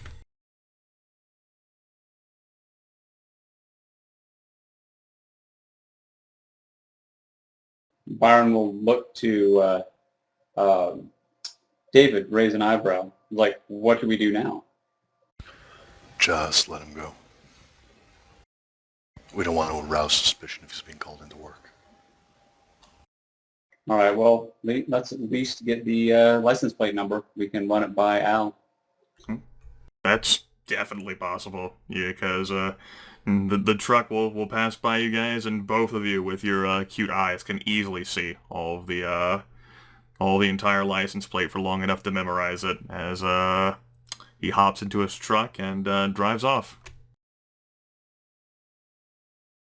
Why do you want to run it by Al? Well, I mean, we can figure out who owns that truck and where he's going. Do you think He's probably going to work. And that's probably his truck. Well, I thought someone was picking him up. Did I assume too much? Was he being picked up or was he driving off? He was the one who was driving. Oh, okay. Well, then never mind. I thought someone was out front. He was like trying to run for some reason. I was confused. Okay, never mind. Yeah, it doesn't matter. Forget Byron said any of that, or if he did, you'll just look at him and just roll your eyes because he's an idiot. So there you go. Yeah. Yeah, so David's like, he's probably going to work. We don't want to arouse suspicions. So we'll stake the place out again tomorrow night. Patience, right? Sure, and you'll notice that Byron is a lot less gung-ho than he was at the beginning of tonight. But he's game. He contained himself. And with that, Byron will get up and he will listen to Evelyn's message. Evelyn goes, "Hey Byron, this is probably nothing, but Joseph came by, right? And he was searching through the car for anything he thought Marcus had left or kept there, and he came up, and whenever he was giving back the keys, he apparently found some strand of hair that didn't belong to you or me or Marcus or Joseph himself. It was brown, and he said it was perfectly fine. I mean, totally, you don't have to worry about it because the hair could have gotten in there some other way, but I just thought I'd call and let you know because it seemed really weird and strange." He said, I don't know, Joseph just, he's confusing. He seems all right, but just get the hair ending up there and him coming by. It all seemed weird if, maybe you're right. Maybe no one should be borrowing my car ever again. This is weird. Anyway, love you, Byron. Bye. Byron is going to cuss and say, "Fucking Malkavians." And he's going to hit replay, and he's just going to hand the phone to David. All right, well, as it finishes up, he'll go, hair. Well, that means that probably Marcus had someone in the car with him, or, I don't know, someone broke into the car, or a piece of hair came off on Evelyn from someone that she works with and got left in there. I don't know. I wouldn't be surprised if Marcus picked up a girl for a late night snack on the way back from Yonkers. That must be it. Just so much. Joseph is just so weird. Whatever. Anyway, so he's just worried because the ghost stopped haunting his church recently. Oh, isn't that good news? That's what I said. But he seems worried that there are malicious forces at work freeing us from that curse. I don't know. He's the religious one. There you go. All right, well... Though, honestly, I mean, we're crazy magical monsters. Maybe I should stop by the synagogue again and check in. Every little bit should help, I guess. You got me. I guess I'm just staying out of this. I don't know what Marcus is doing. I don't know what Joseph is doing. They all seem to really like Evelyn's car, and bygones. And he's just going to delete the message, say whatever. Yeah, fair enough. Everyone's invited to Evelyn's car for the party. Apparently. All right, well, Dave is going to call up Joseph. Joseph's phone on silent, but probably see it. And he'd probably answer it. Hey, I heard you found some hair in Evelyn's car. Yeah. The guy that he went to meet, Match told me to bring some human. What? To meet the guy that Marcus went to meet, Match said, you need to bring a human you don't like.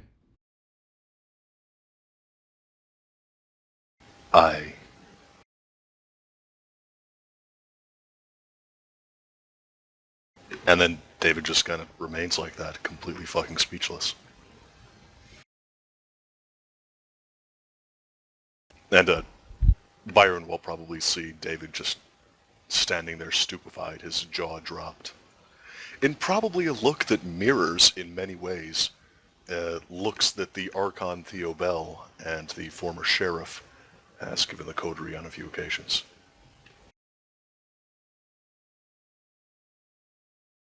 Byron is just going to be thinking, what did Marcus do now? Probably thinking, what did Joseph do? Well, just because Marcus was the last one that he saw just totally stunned Theo Bell.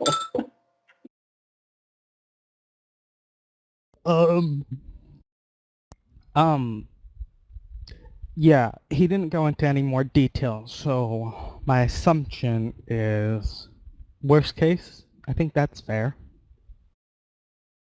I also saw the note that Marcus had with the directions that Match drew in the car, so I am almost certain that he took it up there, and combined with the need to bring a person, the person's an exorcist, or the individual he's meeting an exorcist, need to bring some human you don't like.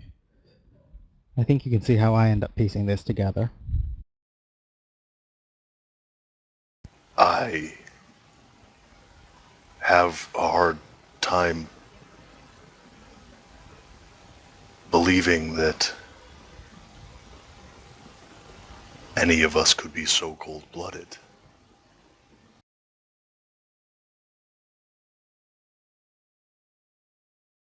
I do too. That's why I'm going to get answers. Wait, are you going to Yonkers?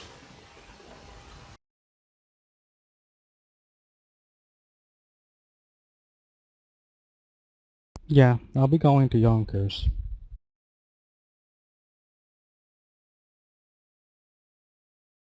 Not headed there right now, but I will be going. And are you planning on bringing a person with you? No, I never bring some innocent person into something like this. Alright, fucking hell. Tell me when you're going in case you need to call in the cavalry. Yeah. Don't worry. I'll handle this, well, as gently as I possibly can. Shit.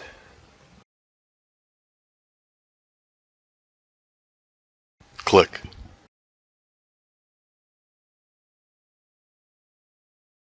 And Joseph will go and do your recommendation, Grimith. Well, not recommendation, your comment of what he could go and do. Alright. That's certainly something that's within his means, then. And Byron will say to David, it's like, that look on your face, I've seen it on Theo Bell before. What just went wrong?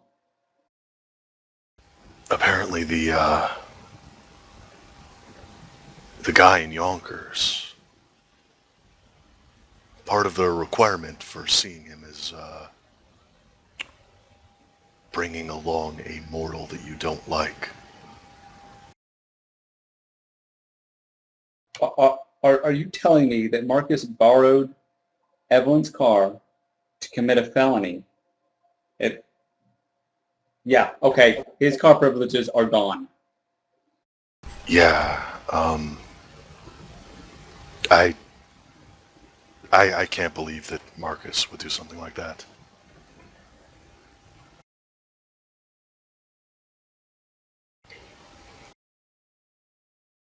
No, Well, no. But, fuck. Joseph is gonna look into it.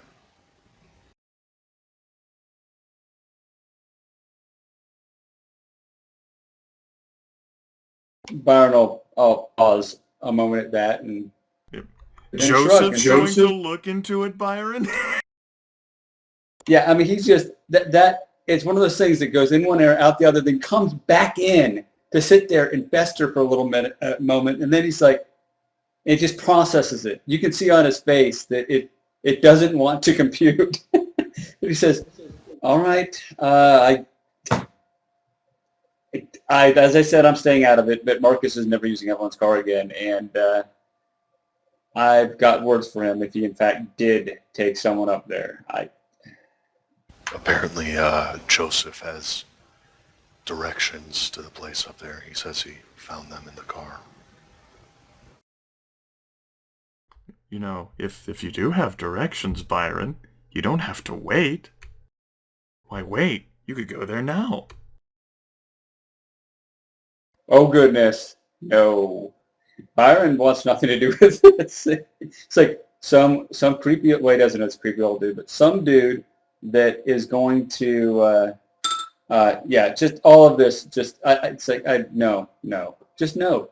He doesn't have to go alone. The entire coterie minus Marcus can go. I mean, Marcus missing or whatever happened is a major security risk for the entire coterie, as well as the domain, right? And he did it with Evelyn's car, and he's gonna wait for Joseph to solve it? Can you trust Joseph? How long will Joseph take? Can you sit there knowing that happened?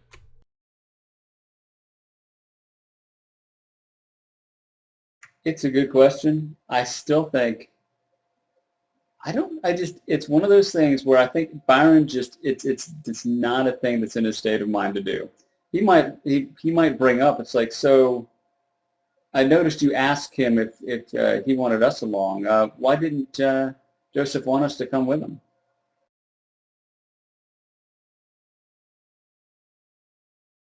I mean, and of course the same things are, well, not exactly to the impatient streak that Byron had, but for Davidson's, I mean, we'll keep in mind the whole story of how Joseph was apparently cold-hearted himself by stabbing some guy in the spine and killing him.